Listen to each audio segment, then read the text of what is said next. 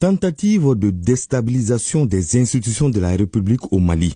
En toute discrétion, les services spécialisés déjouent une opération impliquant un groupuscule de militaires, de civils et un élément des services de renseignement français. Que s'est-il passé réellement? La France a envoyé au Mali un élément de la DGSE sous la couverture diplomatique. Son nom, Yann Christian Bernard Vézilier. Il est à Bamako depuis 1 an. Officiellement, il est 2e secrétaire à l'ambassade de France, mais sa mission était tout autre. Les éléments de renseignement sur l'homme l'attestent. Yann Christian Bernard Vézilier avait pour mission de préparer et d'exécuter une opération de déstabilisation des institutions de la République. C'est ainsi qu'il a discrètement rencontré beaucoup d'acteurs politiques et de la société civile.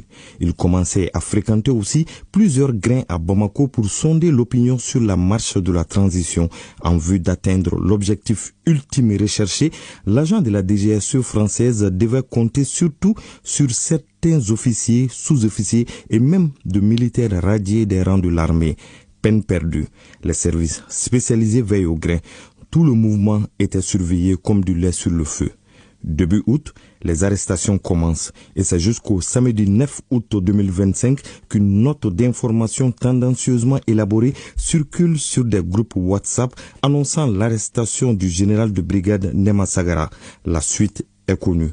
Les médias français entrent dans la danse en relayant en boucle l'information avec des éléments de langage comme général populaire, des militaires proches de tel ou tel, etc. Étonnés, ces médias français ont même annoncé l'arrestation du général Abbas Dambélé bien avant qu'il ne le soit. Pour information, le général Abbas Dambélé a été arrêté le 10 août 2025 et le général Nema Sagara le 7 août 2025. Quelle était leur motivation? Visiblement, renouer avec les anciens partenaires du Mali. Pour cela, ils avaient tout un plan de mobilisation des politiques et de la société civile. Des actions étaient envisagées également en vue de saper le